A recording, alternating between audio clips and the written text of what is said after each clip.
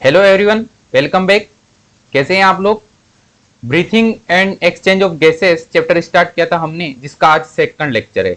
एक लेक्चर हम अपलोड कर चुके हैं जिसमें हमने देखा था कि respiratory system different different animals में वेरी करता है उनकी हैबिटेट के बेसिस पे, कि उन वो जहाँ रह रहे हैं वो जगह कौन सी है। क्या वो जल में रह रहे हैं, क्या वो स्थल पर रह रहे हैं, क्या वो हवा में रह रहे हैं। ठीक है, तो उनके आवास के बेसिस पर, उनके हैबिटेट के बेसिस पर उनका ब्रीथिंग ऑर्गन वेरी करता है, उनका ब्रीथिंग मैकेनिज्म वेरी करता है डिफरेंट ऑर्गेनिज्म में। जैसे कि बात करें, फिशेज में गिल्स पाए जा रहे थे, ह्यूमंस में लंग्स हैं, मेंढक जो है, फ्रॉग जो है मॉइस्ट क्यूटिकल से रेस्पिरेशन कर लेता है, इंसेक्ट जो ट्रेकियल सिस्टम से रेस्पिरेशन कर लेता है, हाइड्रा उसके सिंपल डिफ्यूजन स्किन के द्वारा ही रेस्पिरेशन कर लेता है। ठीक है, तो उनके डिफरेंट डिफरेंट हैबिटेट की वजह से उनमें डिफरेंट टाइप का मोड ऑफ रेस्पिरेशन पाया जाता है या डिफरेंट टाइप के रेस्पिरेटरी ऑर्गन्स पाए जाते हैं। देन उसके बाद हमने ह्यूमन रेस्पिरेटरी सिस्टम स्टार्ट किया था, जिसमें हमने एक्सटर्नल नेजर पोर्स से लेकर कहां तक पहुंच गए थे, ट्रेकिया तक। ट्रेकिया की पूरी स्टडी कर चुके थे हम। External nasal port, nasal chamber, pharynx, larynx, then trachea. हाँ, ट्रेकियल जो है उसमें सी शेप्ड कार्टिलेजिनस स्ट्रक्चर पाई जाती है, उसके बारे में हम बात कर चुके थे। देन लास्ट लेक्चर की फिनिशिंग अपनी यहाँ पर हुई थी। कंडक्टिंग जोन और एक्सचेंज जोन हम देख चुके थे कि कंडक्टिंग जोन किसे कहते हैं, एक्सचेंज जोन किसे कहते हैं। कि एक्सटर्नल नोस्ट्रिल से लेकर टर्मिनल ब्रोंकियल तक कंडक्टिंग जोन कहलाता है। कंडक्टिंग जोन क्यों बोल रहे हैं, क्योंकि यह वायु को कंडक्ट करते हुए लंग्स तक पहुंचाता है। और भी फीचर है इसके, जैसे जो वायु है उसके टेम्परेचर को बॉडी टेम्परेचर तक लाता है। वायु में अगर कोई फॉरेन पार्टिकल है तो उनको वहीं रोक लेता है, लंग्स तक नहीं पहुंचने देता है। तो काफी यूज है कंडक्टिंग जोन के। देन उसके बाद आता है एक्सचेंज जोन, जहां पर मेन रेस्पिरेटरी जो गैसेस हैं CO2 और O2, इनका एक्सचेंज होता है, इसलिए एक्सचेंज जोन बोल रहे हैं। रेस्पिरेटरी ब्रोंक्यूल से लेकर एलुलर सैक और देन एलुलाई, यहां तक एक्सचेंज जोन पाया जाता है। यहां तक बात हम कर चुके थे। कुछ टेक्निकल प्रॉब्लम की वजह से हमारा यहीं पर फिनिश करना पड़ा था लास्ट लेक्चर में। अपनी यही स्लाइड थी, इसके बाद नेक्स्ट स्लाइड हम कंटिन्यू करेंगे।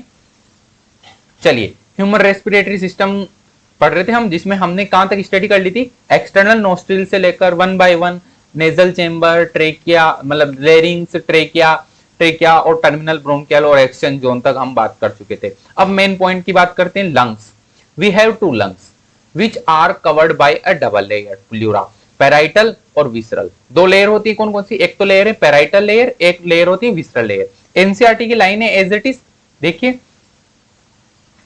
we have two lungs which are covered by a double layered pleura, जिसमें से एक तो है पैराइटल लेयर और एक है विसरल लेयर। ठीक है, with pleural fluid between them, इन दोनों लेयर के बीच में प्लूरल फ्लूइड पाया जाता है। एक लेयर है पैराइटल लेयर, बाहरी लेयर, एक है इंटरनल लेयर जिसको बोल रहे हैं विसरल लेयर। इन दोनों लेयर के बीच में पैराइटल फ्लूइड पाया जाता है, और इन दोनों लेयर के बीच का स्पेस क्या कहलाता है? पैराइटल केविटी कहलाता है। उस केविटी में भरा रहता है पैराइटल फ्लूइड। देखिए, सभी बातें यहाँ स्लाइड पर प्रेजेंट नहीं रहेगी, कुछ ही बातें मतलब मोस्टली बातें तो प्रेजेंट है, लेकिन कुछ बातें ऐसी भी होती हैं जो यहाँ पे मेंशन नहीं की गई है। तो आप साथ में नोट्स लेके बैठें ताकि नोट डाउन करते जाएं। जो बात आपको यहाँ पर नहीं लगे, जो स्लाइड में प्रेजेंट नहीं है, वो आप नोट कर लें।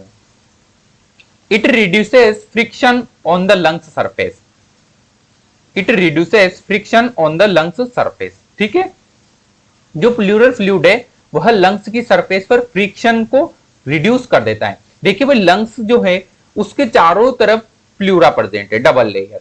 अब इन डबल लेयर, एक लेयर तो लंग्स की चिपकी हुई है, एक लेयर बॉडी की वॉल के चिपकी हुई है, मतलब बॉडी वॉल की तरफ है, एक लेयर लंग्स की तरफ है। अब दोनों लेयर्स के बीच में भरा हुआ है फ्लूइड। देखिए डायग्राम में देखते हैं अपन, डायग्राम में नजर कीजिए आप कि देखिए ये वाली जो लेयर है, ये वाली लेयर, ये वाली लेयर देखिए आप। ठीक है, ये चारों तरफ प्रेजेंट है लंग्स के, इसको बोलते हैं विसरल प्लूरा। क्या बोलते हैं? Visceral pleura, visceral pleura. और एक है पैराइटल प्लूरा, ये देखिए, इसको बनाते हैं, ये देखिए पैराइटल प्लूरा। और इन दोनों के बीच में प्रेजेंट है pleural cavity, pleural cavity, pleural cavity. ठीक है, और इस केविटी में भरा रहता है प्लूरल फ्लूइड जो फ्रिक्शन से बचाता है लंग्स को। The outer pleural membrane is in close the outer pleural membrane is in close contact with the thoracic lining. ठीक है, थोरेसिक लाइनिंग के कॉन्टेक्ट में होती है, contact with the thoracic lining.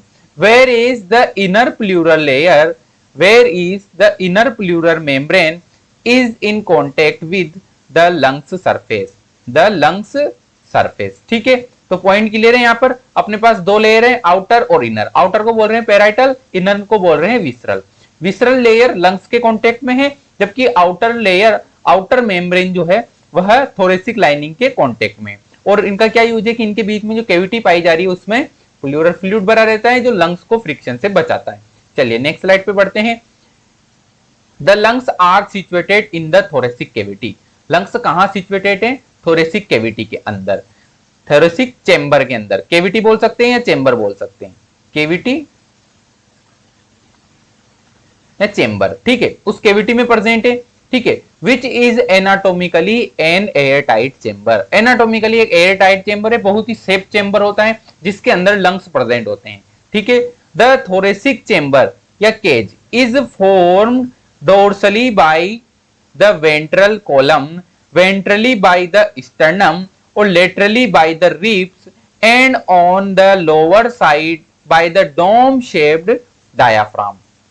Diagram में देखिए आप कि जो ये एनसीईआरटी का जो ये लाइन है ये क्या कहना चाह रहा है कि the thoracic chamber cage is form dorsally by the ventral vertebral column. Dorsal side से तो वर्टिब्रल कॉलम से प्रोटेक्ट है और वेंट्रल साइड से स्टर्नम से प्रोटेक्ट है और लेटरल साइड से रिब्स से प्रोटेक्ट है और निचली साइड से डोम शेप डायफ्राम से प्रोटेक्ट है। ठीक है, आप डायग्राम में देखिए, ये जो डायग्राम लिया गया है ये देखिए, ये है फ्रंट व्यू, ये है फ्रंट व्यू। ठीक है, कौन सा व्यू है? Front view. और इसी को हम बोल सकते हैं ये है वेंट्रल व्यू। ठीक है, वेंट्रल ऑब्लिक फ्रंट व्यू। और ये देखिए अब लेटरल व्यू, लेटरल व्यू। ठीक है, ऑब्लिक साइड व्यू। ठीक है, साइड व्यू। और ये है आपका डोर्सल व्यू, डोर्सल व्यू। ठीक है, डोर्सल व्यू है ये। ऑब्लिक आप बोल सकते हैं बैक व्यू। ठीक है, ये तो बैक पोर्शन हो गया, अपनी पीठ वाली साइड है ये साइड वाली साइड है, साइड से देखते हैं तो, है ना। और ये फ्रंट वाला व्यू। अब आप देखेंगे डायग्राम में कि देखिए ये यहां से ट्रेकी आ रही है, ट्रेकी आ रही है, ये ट्रेकी आ रही है। ठीक है, अब ये यहां पर स्टर्नम शुरू हो गया है, उरोस्थी, उरोस्थी शुरू हो चुकी है, ये उरोस्थी है। ठीक है, ये उरोस्थी है। अब सामने से, फ्रंट से तो उरोस्थी के द्वारा प्रोटेक्ट किया जाता है लंग्स को, और साइड व्यू में आप देखेंगे तो ये रिब से जा रही है, ये देखिए ये आड़ी आड़ी से जा रही है ना, तिरछी तिरछी से, ये सारी रिब से। तो साइड व्यू से रिब से कवर है ये केज। और आप डोर्सल व्यू में देखेंगे तो पीछे देखिए ये वर्टिब्रल कॉलम, ये वर्टिब्रल कॉलम। ठीक है, क्या है ये? Vertebral column. और ये रिब से जा रही है वर्टिब्रल कॉलम से। ठीक है, ये इधर भी जा रही है ये, और आगे जाके कहां जुड़ गई है? स्टर्नम से। ये यहां पर देखिए स्टर्नम से। ठीक है, तो एक तरफ से तो स्टर्नम, कहां से? फ्रंट से, साइड से रिब से, और बैक से कौन? वर्टिब्रल कॉलम, कशेरुकदंड। और नीचे कौन आ जाएगा? डायाफ्राम। नीचे कौन आ जाएगा? डायाफ्राम। तो ऐसे चारों तरफ से यह केज बनता है और इस केज के अंदर प्रेजेंट होते हैं lungs. The anatomically setup of lungs in thorax is such that any change in the volume of the thoracic cavity will be reflected in the lungs cavity। ठीक है, एनाटोमिकली जो सेटअप है lungs का thorax के अंदर, वो एक ऐसा कोई सा भी चेंज आ जाए अगर वॉल्यूम के अंदर, ठीक है, आयतन के अंदर कोई सा भी ऐसा चेंज आ जाए थोरेसिक कैविटी के अंदर, तो वह रिफ्लेक्ट कर दिया जाता है। ठीक है, इस लंग्स कैविटी या पल्मोनरी कैविटी के द्वारा। ठीक है, such an arrangement is essential for breathing. और ऐसा अरेंजमेंट ब्रीथिंग के लिए बहुत ही असेंशियल होता है। Such an arrangement is essential for breathing as we can't directly alter the pulmonary volume. ठीक है, चलिए ये देखिए आप, ठीक इसी प्रकार एक टिपिकल ह्यूमन का डायग्राम लिया गया है। अब आप देखेंगे कि ये मैं यहाँ पे ये है, देखिए ये देखिए ये है स्टर्नम, ठीक है। अब इधर से जा रही है रिब्स, ये क्या जा रही है, ये रिब्स जा रही है, ये देखिए ये रिब्स है, और ये क्या है, स्टर्नम, ये पूरा क्या है, स्टर्नम है, ठीक है। और ये प्रेजेंट है लंग्स, ये देखिए ये लंग्स प्रेजेंट होते हैं, ठीक है, ये लंग्स है। ठीक इसी प्रकार इस साइड में भी लंग, ये हो जाएगा लेफ्ट लंग, और ये वाला हो जाएगा राइट लंग। और ये पूरा जो हड्डियों और कार्टिलेज, बोन्स और कार्टिलेज का केज बना हुआ है, ये पूरा अपना पल्मोनरी केज कहलाएगा, ठीक है। चलिए नेक्स्ट स्लाइड पे चलते हैं। वी हैव टू लंग्स, पता ही है आपको, दो लंग्स है अपने पास, right and left. Right lungs में 3 लोब पाए जाते हैं, जैसा कि आप डायग्राम में देख रहे होंगे, दोनों डायग्राम में, ठीक है। सुपीरियर, मिडल और इंफीरियर लोब। और इसका जो वेट होता है वो होता है 625 ग्राम, लगभग 625 ग्राम। राइट लंग की बात चल रही है, ठीक है। राइट लंग कौन सा है, ये वाला, ये राइट लंग है इधर वाला, और ये लेफ्ट साइड होती है, ठीक। इसी प्रकार यहाँ पे भी ये लेफ्ट साइड और ये राइट साइड है, ठीक है। Left lung 2 lobe, left lung में 2 लोब है, सुपीरियर और इंफीरियर, और इसका वेट होता है लगभग 575 ग्राम, ठीक है। आप देखेंगे इस वाले डायग्राम में, देखिए आप कि जो राइट साइड पे right superior lobe, right middle lobe और राइट इंफीरियर लोब, और इनको डिवाइड करने वाला फीचर है एक तो ओब्लिक फीचर, ये रहा, एक तो ओब्लिक फीचर, और एक ये प्रेजेंट है हॉरिजॉन्टल फीचर, ये रहा हॉरिजॉन्टल फीचर। देन एक प्रेजेंट है इधर, देखिए लेफ्ट वाले में देखेंगे आप तो इसके 2 लोब प्रेजेंट है, एक लोब तो ये प्रेजेंट है सुपीरियर लोब, और इसके नीचे वाला एक ये प्रेजेंट है इंफीरियर लोब, और इनको डिवाइड करने वाला लेफ्ट ओब्लिक फीचर कहलाता है, ठीक है। क्लियर है बातें। चलिए नेक्स्ट देखते हैं। Each lobes divide into lobules, each lobes divide into lobules and each lobule divide into air सेक।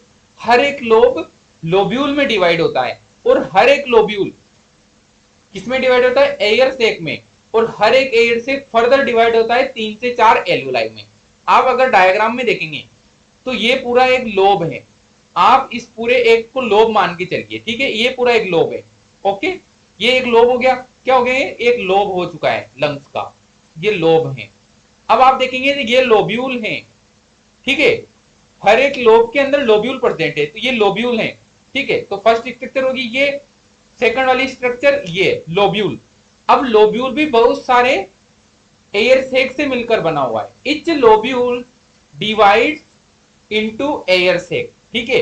तो अब बहुत सारे एयर सेक से मिलकर बना हुआ है, ठीक है। अब एयर सेक कौन से, ये 2 से 3, या मान सकते 3 से 4 एल्वुलाई वाले एयर सेक कहलाते हैं। जैसे आप, हम यहाँ पर समूह बना सकते हैं, इसके अंदर हम यहाँ पर समूह बना सकते हैं, देखिए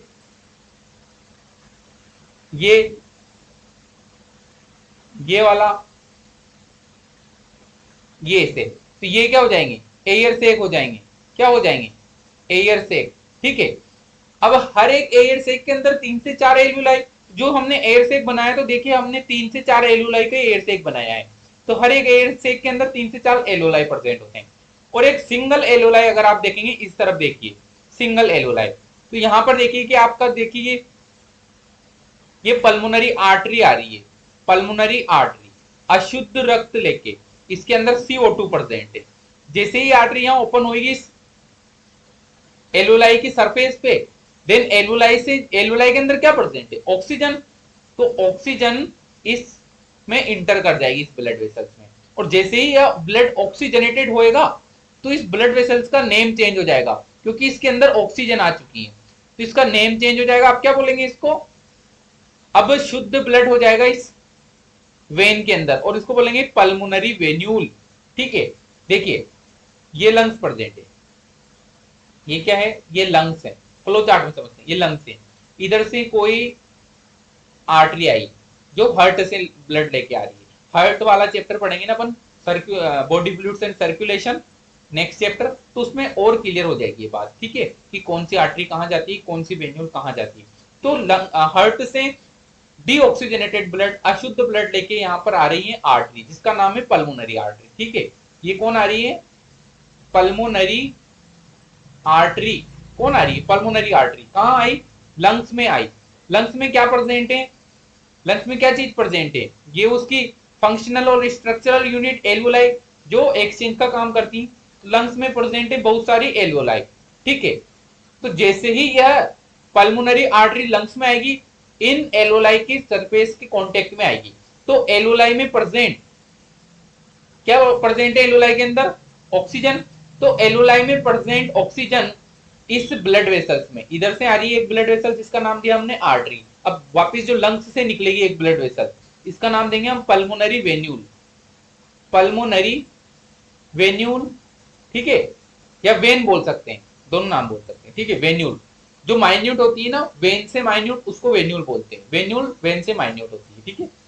तो ऑक्सीजन का डिफ्यूजन, मतलब यहाँ पर ऑक्सीजन अब ब्लड में मिक्स कर दी जाएगी। लंग्स के कांटेक्ट में आया ब्लड, तो लंग्स में प्रेजेंट ऑक्सीजन ब्लड में मिला दी जाएगी, और अब इस ऑक्सीजनेटेड ब्लड को लेकर निकलेगी पल्मोनरी वेन्यूल लंग्स से, और जाएगी ये कहाँ, हार्ट में। कहाँ जाएगी, हार्ट में। और हार्ट इस ऑक्सीजनेटेड ब्लड को पूरी बॉडी में पंप कर देगा। जब ब्लड हर एक टिश्यू के पास जाएगा, तो टिश्यू में बनी CO2 इसमें मिश्रित कर दी जाएगी। अब यह CO2 वापस से, CO2 वाला ब्लड वापस से पल्मोनरी आर्टरी के थ्रू वापस लंग्स में आएगा। ऐसे प्रोसेस चलता है। अभी मैकेनिज्म ऑफ रेस्पिरेशन में देखेंगे हम, और एक्सचेंज ऑफ गैसेस में देखेंगे। मैकेनिज्म तो हम नॉर्मल ब्रीथिंग की बात करेंगे, लेकिन एक्सचेंज ऑफ गैसेस में हम ये प्रोसेस देखेंगे कैसे जो ऑक्सीजनेटेड ब्लड डीऑक्सीजनेटेड ब्लड में कन्वर्ट होता है, ठीक है। Every alveoli consist of 2 layers, every alveoli consist of 2 layers, outer layer made up of yellow fibrous connective tissue and inner simple squamous epithelium. हर एक एल्वोलाई की 2 लेयर होती हैं। देखिए ये एल्वोलाई है तो इसकी 2 लेयर है, ठीक है। इनर लेयर का क्या नेम है, इनर लेयर का नेम है येलो फाइब्रस कनेक्टिव टिश्यू से मिलकर बनी होती है, ठीक है। Sorry, outer layer yellow fibrous connective tissue की बनी होती है, और जो इनर लेयर है, इनर, वह सिंपल स्क्वामस एपिथेलियम की बनी होती है। जैसे ये इनर लेयर है, ठीक है, एल्वोलाई की, तो ये सिंपल स्क्वामस एपिथेलियम से बनी होती है, सिंपल स्क्वामस एपिथेलियम से मिलकर बनी होती है, ठीक है। This squamous epithelium also called pneumocyte, this squamous, NCERT की लाइन है, this squamous epithelium also called pneumocyte, pneumocyte बोलते हैं इस एपिथेलियम को, इसकी सेल्स को न्यूमोसाइट बोलते हैं। मैक्सिमम न्यूमोसाइट्स एक्सचेंज गैसेस, अब यहीं पर गैसेस का एक्सचेंज होगा इस इन सेल्स के द्वारा। यहाँ पर एक ब्लड वेसल्स निकलेगी, तो इन सेल्स के द्वारा O2 को यहाँ पर मिश्रित कर दिया जाएगा, और जो ब्लड में CO2 है वह एल्वोलाई में डाल दी जाएगी, ठीक है, और एल्वोलाई से बाहर बहिर्शोषण के द्वारा बाहर कर देते हैं। तो maximum pneumocytes exchange gases and some of them secrete phospholipid, कौन सा, लेसिथिन, ध्यान रखना lecithin example, which works as a surfactant, surfactant की तरह वर्क करता है, ठीक है। Surfactant prevents to pressing of alveoli, alveoli को पिचकने से बचाता है सर्फेक्टेंट, ठीक है।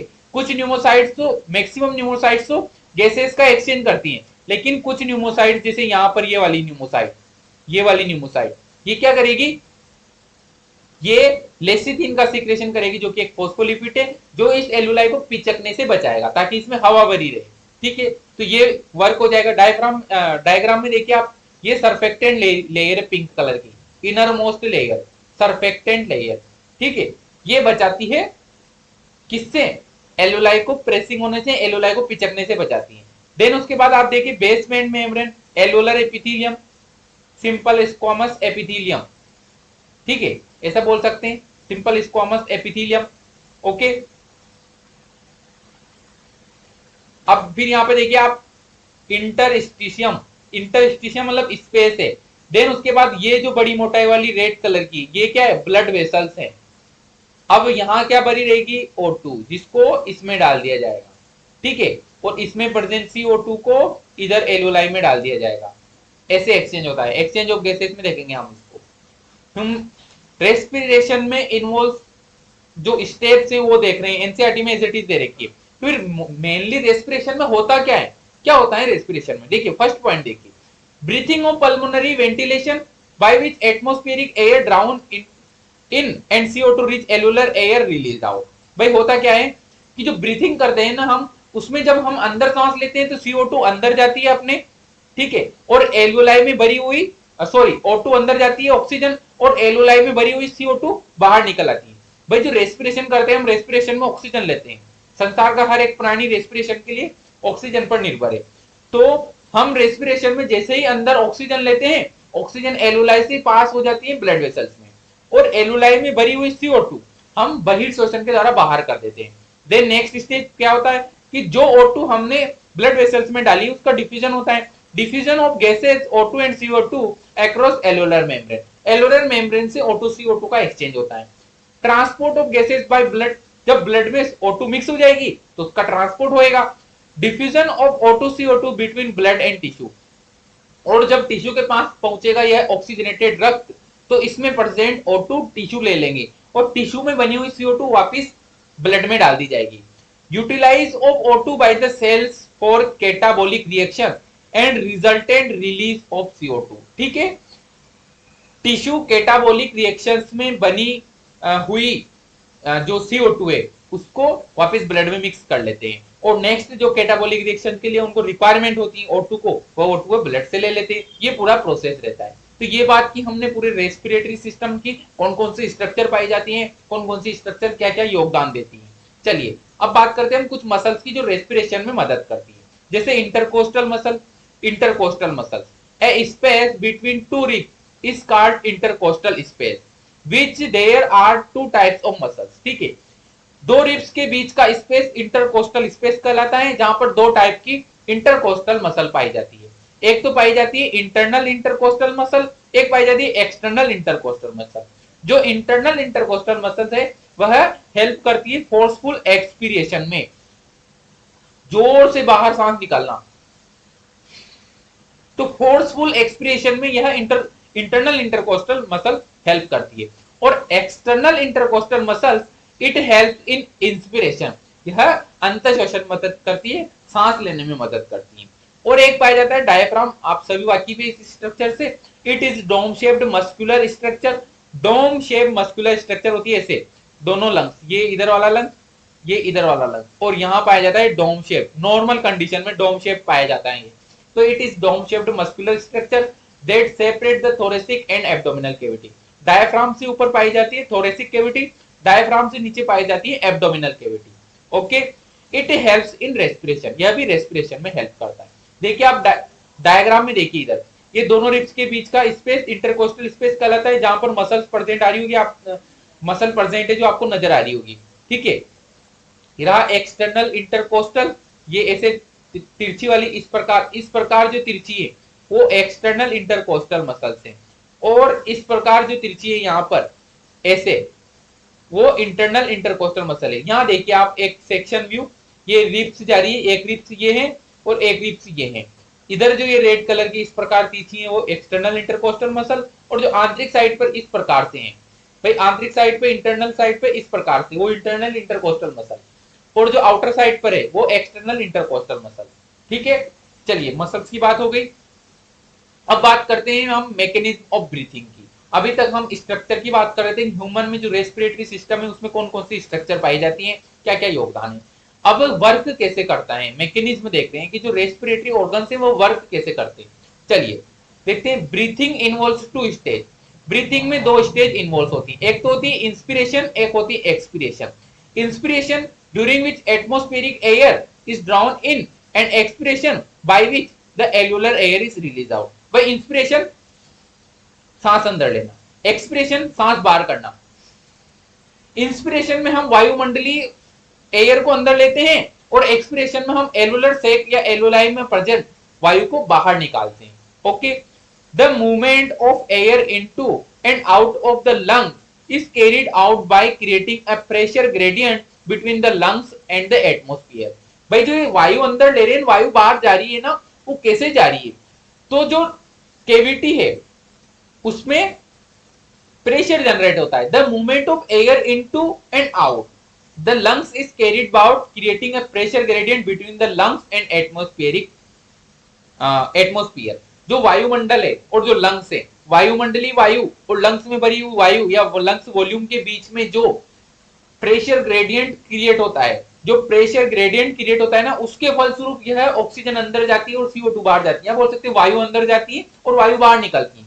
देखिए हम श्वसन में ऑक्सीजन लेते हैं, यह ऑक्सीजन लंग्स तक जाती है, इस समय अपनी जो लंग्स वाली केविटी है, थोरेसिक केविटी या पल्मोनरी केविटी, इसका वॉल्यूम बढ़ जाता है और यहाँ पर वायु बढ़ जाती है। जब हम बहिर्शोषण करते हैं तो CO2 बाहर निकालते हैं, उस टाइम इस केविटी का वॉल्यूम घट जाता है। कैसे घटता है, चलिए स्टेप बाय स्टेप समझते हैं। इंस्पिरेशन की बात कर रहे हैं, सबसे पहले अंतः शोषण की बात कर रहे हैं। अंतः शोषण की बात कर रहे हैं। चलिए, it can occur if the pressure with in the lungs, intrapulmonary pressure बोलते हैं इसको, is less than the atmospheric pressure. यह कब जनरेट होता है इंस्पिरेशन, जब वायुमंडलीय प्रेशर से अपने लंग्स केविटी का प्रेशर कम हो जाए। तो आपको पता है कि जब जिधर प्रेशर कम रहेगा गैस उसी तरफ बढ़ेगी। इधर ज्यादा प्रेशर है, आपने फिजिक्स में पढ़ा होगा, फिजिक्स का लॉ है, जैसे इधर ज्यादा प्रेशर है, ठीक है, इधर बहुत सारी गैस भरी हुई है, बहुत सारी गैस भरी हुई है, और इधर कम गैस भरी हुई है, ठीक है, और यहाँ पर दोनों को कनेक्ट कर दिया जाए तो ज्यादा प्रेशर से गैसेस कम प्रेशर की तरफ जाएगी। ठीक इसी प्रकार का मैकेनिज्म अपने अंदर होता है कि कैसे इंस्पिरेशन कैसे होता है कि जो इंट्रापल्मोनरी प्रेशर है वह कम हो जाता है एटमॉस्फेरिक प्रेशर की तुलना में, तो वायुमंडलीय गैसें अपने शरीर के अंदर, अपने लंग्स के अंदर बढ़ जाती है इंस्पिरेशन के द्वारा, अंतः शोषण के द्वारा। The diaphragm and specialised set of muscles, external और internal intercostal muscles between the rib help in generation of such gradient. इन मसल्स, डायफ्राम और जो इंटरकोस्टल मसल्स पड़ी है, इनकी मदद से हम इंस्पिरेशन और एक्सपिरेशन करते हैं, इन मसल्स में कॉन्ट्रैक्शन और रिलैक्सेशन की वजह से। देखिए, inspiration is initiated by the contraction of diaphragm. Diaphragm में कॉन्ट्रैक्शन होएगा। जो डायफ्राम डोम शेप्ड था, नॉर्मली डायफ्राम की स्थिति होती है डोम शेप्ड, ये दोनों लंग्स हैं, ठीक है, तो डोम शेप डायफ्राम में कॉन्ट्रैक्शन की वजह से inspiration is initiated by the contraction of diaphragm. Diaphragm में कॉन्ट्रैक्शन की वजह से इंस्पिरेशन स्टार्ट होता है, which increase the volume of thoracic chamber in the anterior posterior axis। anterior posterior axis किसे कहती है, अपने माउथ वाला रीजन एंटीरियर कहलाता है, अपने पैर वाला रीजन पोस्टीरियर कहलाता है। तो ये जो अपन जिस पोजीशन में खड़े होते हैं यह एंटीरियर पोस्टीरियर एक्सिस कहलाती है। कौन सी एक्सिस कहलाती है, माउथ वाले रीजन को एंटीरियर रीजन बोलते हैं, जो पैर वाला रीजन है, अपना नीचे वाला पैर वाला रीजन, उसको पोस्टीरियर रीजन कहलाता है वो। तो एंटीरियर पोस्टीरियर रीजन में यह वॉल्यूम इंक्रीज करता है, ठीक है, क्या इंक्रीज करता है, वॉल्यूम। कैसे इंक्रीज करेगा, देखिए, हम जिस पोजीशन में खड़े हैं उस समय अपना डायफ्राम जो डोम शेप था वो इंस्पिरेशन के समय संकुचित होएगा, वह कॉन्ट्रैक्शन करेगा, और कॉन्ट्रैक्शन के फलस्वरूप डायफ्राम नीचे की तरफ मूव करेगा। देखिए, ये दो लंग्स प्रेजेंट है, ये डोम शेप डायफ्राम। अब जैसे ही कॉन्ट्रैक्शन होएगा डायफ्राम में तो यह इधर मूव करेगा और यह ऐसा हो जाएगा, कैसा हो जाएगा, डोम शेप से यह फ्लैट टाइप से हो जाएगा, ठीक है, इस तरफ मूवमेंट करेगा। तो डायफ्राम तो इस तरफ मूवमेंट करेगा। देन नेक्स्ट पॉइंट पढ़िए, the contraction of external intercostal muscle lifts up the rib and sternum causes an increase in the volume of the thoracic chamber in the dorsoventral axis। dorsoventral axis किसे कहते हैं, अपने पीठ वाली side dorsal side, अपने मुंह वाली side, अपनी जो छाती है उस साइड वेंट्रल साइड कहलाती है। तो डोर्सोवेंट्रल साइड ये वाली पोजीशन हो जाएगी, ठीक है। खड़ी वाली पोजीशन तो क्या थी, एंटीरियर पोस्टीरियर पोजीशन, और ये वाली कौन सी पोजीशन हो जाएगी, कौन सी एक्सिस हो जाएगी, ये डोर्सोवेंट्रल एक्सिस, ये वाली एंटीरियर पोस्टीरियर एक्सिस, लेकिन ये वाली डोर्सोवेंट्रल एक्सिस कहलाती है, ठीक है। अब देखिए, कुल मिला के इंस्पिरेशन के समय हम इस थोरेसिक केज में, हम इस थोरेसिक कैविटी में वॉल्यूम इंक्रीज कर रहे हैं, जिससे कि जब हम किसी पात्र का वॉल्यूम इंक्रीज करेंगे, जब हम किसी पात्र में भरी हुई वायु के लिए हम उस पात्र का वॉल्यूम इंक्रीज करेंगे तो उसमें भरी हुई वायु का प्रेशर डिक्रीज हो जाएगा। देखिए, जब कोई बर्तन है उसमें आपने दबा के गैस भर रखी है, आप ये मान के चलिए, और जब आप बर्तन का साइज इंक्रीज कर रहे हैं, उस पोर्ट का साइज इंक्रीज कर रहे हैं, तो उसमें भरी हुई गैसेस का प्रेशर, पार्शियल प्रेशर ये डिक्रीज हो जाएगा, क्योंकि वॉल्यूम इंक्रीज होने से प्रेशर डिक्रीज होता है, ठीक है। तो अब क्या हो रहा है, हम कुल मिला के यहाँ पर वॉल्यूम इंक्रीज कर रहे हैं दो तरीके से। एक तो डायफ्राम में हमने कॉन्ट्रैक्शन किया, जिससे कि डोम शेप डायफ्राम ऐसे चपटा हो जाएगा, डोम शेप डायफ्राम ऐसे चपटा हो जाएगा और नीचे की तरफ मूवमेंट करेगा। एक जो रिब्स के बीच में पाई जाने मसल्स में कॉन्ट्रैक्शन होएगा, तो रिब्स में ऊपर आगे की तरफ मूवमेंट होएगा, एक तो रिब्स में आगे की तरफ मूवमेंट होएगा, एक थोड़ी सी ऊपर की तरफ उठेगी। देखिए, the contraction of external intercostal muscles lift up ribs, ribs को लिफ्ट कर देगी, रिब्स को उठा देगी, ठीक है। And the sternum causing N increase in the volume, और स्टर्नम भी आगे की तरफ उठेगा, ठीक है, ऊपर की तरफ उठेगा, और थोरेसिक चेंबर का जो वॉल्यूम है वह इंक्रीज हो जाएगा। आप डायग्राम में देखिए, डायग्राम को देखिए ध्यान से, देखिए जब इंस्पिरेशन करेंगे हम तो वायु अंदर आती है उस समय, ठीक है। तो इंस्पिरेशन के समय प्रोसेस कहां से स्टार्ट होता है? डायफ्राम से। डायफ्राम में कॉन्ट्रेक्शन होगा, जब डायफ्राम में कॉन्ट्रेक्शन होएगा तो डोम शेप डायफ्राम नीचे की तरफ मूव करेगा, ऐसे, ठीक है। डायफ्राम कॉन्ट्रैक्ट, तो डायफ्राम जो डोम शेप था वो नीचे की तरफ मूव करेगा, और देन उसके बाद जो रिब्स के अंदर जो इंटरकोस्टल मसल्स है उनमें कॉन्ट्रेक्शन की वजह से रिब्स ऊपर की तरफ उठेगी, इस साइड, ठीक है। रिब्स एंड स्टर्नम रेज्ड, ठीक है, ऊपर की तरफ उठेंगे, थोड़ा सा मूवमेंट, इस तरह मूवमेंट होएगा, इस तरह मूवमेंट होएगा, ठीक है, ये इस तरह मूवमेंट होएगा, आगे की तरफ भी उठेंगे और ऊपर की तरफ भी उठेंगे। देखिए ये वेंट्रल सरफेस पे भी बढ़ेंगे थोड़े से, और थोड़े एंटीरियर सरफेस पे भी बढ़ेंगे, ऐसे, ठीक है। ये देखिए तीर देखिए आप, आगे भी बढ़ेंगे और ऊपर भी बढ़ेंगे, ठीक है। तो इस प्रकार कुल मिला के यहां पर थोरेसिक चेंबर का वॉल्यूम बढ़ जाएगा। इस वजह से थोरेसिक चेंबर का वॉल्यूम बढ़ने की वजह से द ओवरऑल, देखिए the overall increase in the thoracic volume cause a similar increase in pulmonary volume, ठीक है। जब थोरेसिक वॉल्यूम इंक्रीज होएगा, जो केज है उसका वॉल्यूम इंक्रीज होएगा, जो हड्डियों का पिंजरा है उसका वॉल्यूम इंक्रीज होएगा, तो पल्मोनरी वॉल्यूम भी इंक्रीज हो जाएगा ना। अंदर जो एल्यूलाई है, अंदर की जो स्ट्रक्चर है, उनके लिए भी वॉल्यूम इंक्रीज हो जाएगा, ठीक है, क्योंकि थोरेसिक केज के अंदर ही तो अपना लंग्स रखा हुआ है। तो पल्मोनरी ओवरऑल थोरेसिक वॉल्यूम बढ़ने की वजह से पल्मोनरी वॉल्यूम भी बढ़ेगा। अब जब पल्मोनरी वॉल्यूम बढ़ेगा, N increase in pulmonary volume decrease the intrapulmonary pressure, जब भाई अपने अंदर कोई ये कैविटी है, इसका जो वॉल्यूम बढ़ गया, ये इसकी साइज, इसका डायमीटर या इसकी त्रिज्या या डायमीटर बोल सकते हैं अपन 5 सेंटीमीटर था, अब यह बढ़कर 7 सेंटीमीटर हो गया डायमीटर। डायमीटर कितना हो गया? 7 सेंटीमीटर हो गया, ठीक है। तो इसमें जो पहले वायु भरी हुई थी, इस वायु को फैलने के लिए जगह मिलेगी ना, इस हवा को फैलने के लिए जगह मिलेगी, तो ये बढ़िया फैल जाएगी। और तो जो प्रेशर से हवा भरी हुई थी वह अब और एक्सपांड हो जाएगी, उसका प्रेशर डिक्रीज हो जाएगा, ठीक है।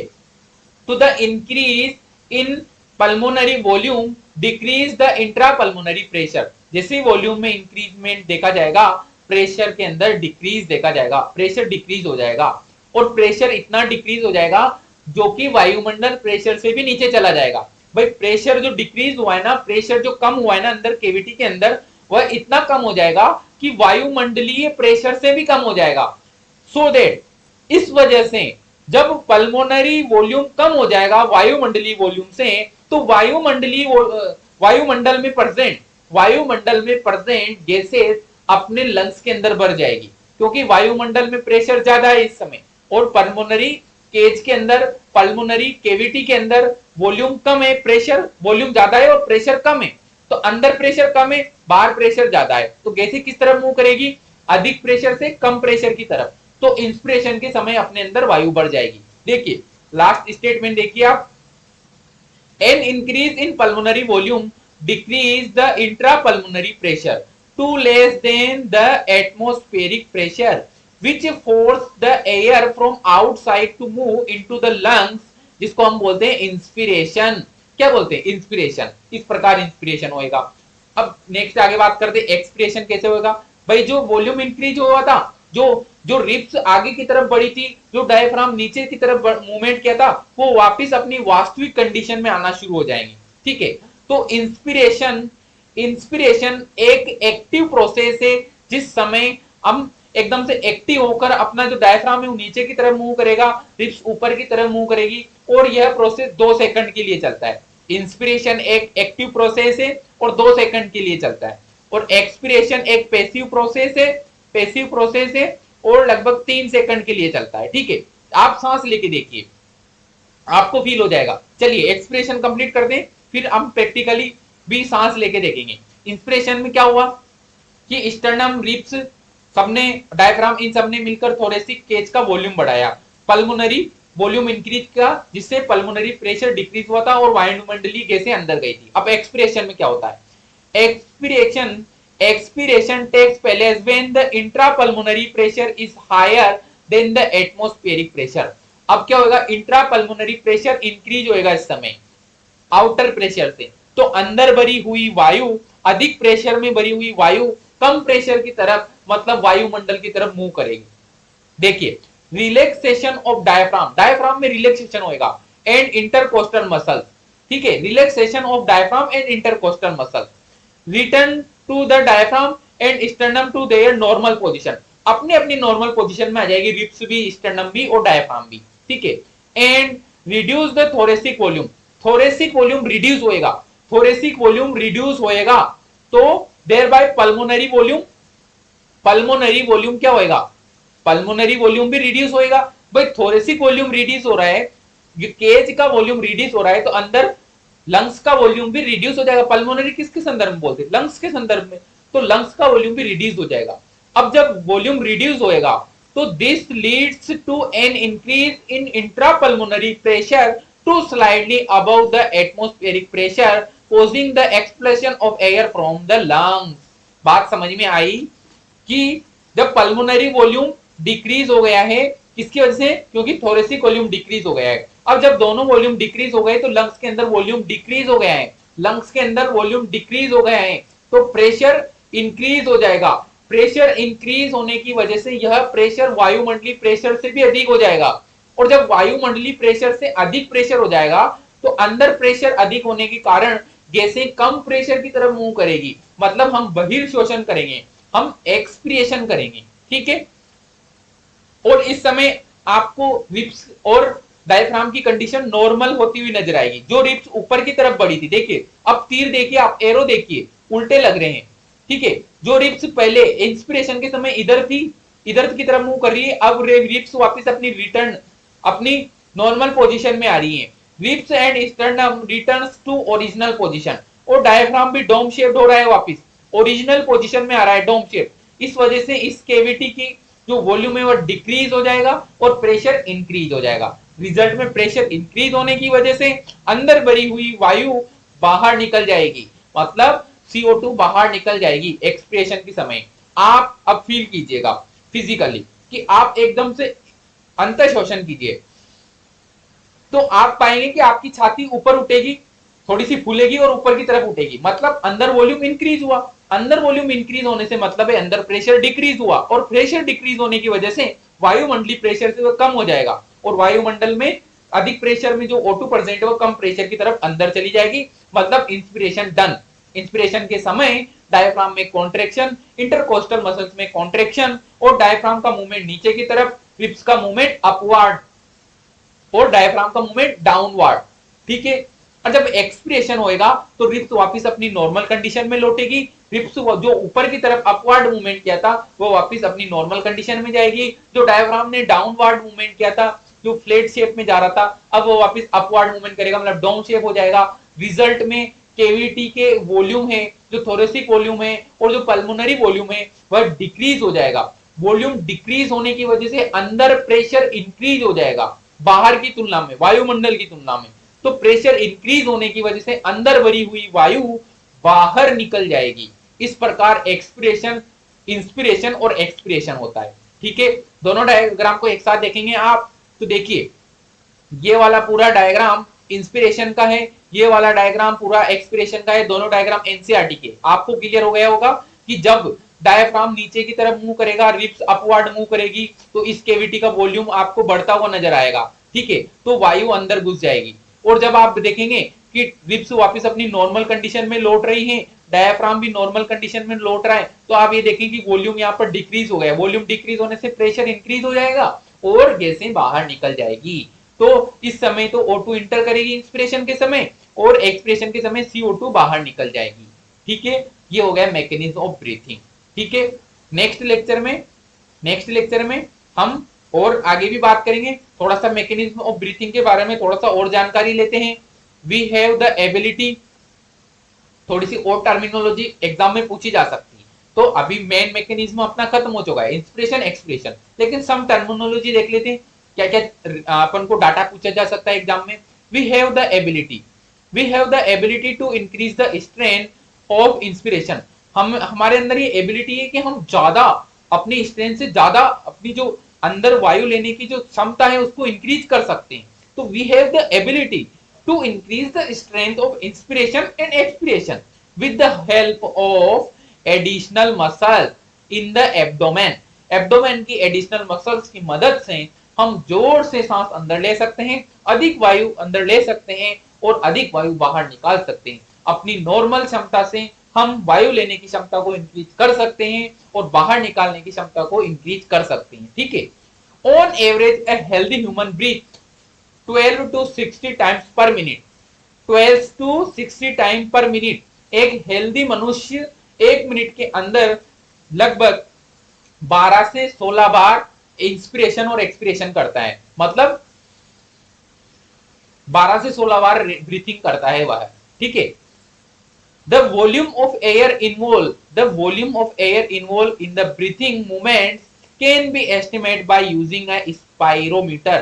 स्पाइरोमीटर के द्वारा हम अपनी ब्रीथिंग का जो वॉल्यूम है उसको कैलकुलेट किया जा सकता है। The volume of air involve, कितना वॉल्यूम इन्वॉल्व हो रहा है एयर का, उसको हम स्पाइरोमीटर से कैलकुलेट कर सकते हैं। ठीक है। Spirometer help in clinical assessment of pulmonary function। in spirometer helps in clinical assessment of pulmonary function। एक और बात आती है, जब हम छींकते हैं तो अपनी muscles, ribs muscles, diaphragm muscles में एक साथ एकदम से कॉन्ट्रैक्शन होता है और अंदर कैविटी का वॉल्यूम एकदम से कम हो जाता है और प्रेशर इंक्रीज हो जाता है। तो हम एकदम से जोर से छींकते हैं क्योंकि उस समय इन मसल्स में कॉन्ट्रैक्शन था, केविटी का वॉल्यूम कम था, प्रेशर ज्यादा था, तो एकदम से बाहर की तरफ हम छींकते हैं। तो छींकने का प्रोसेस इस प्रकार होता है।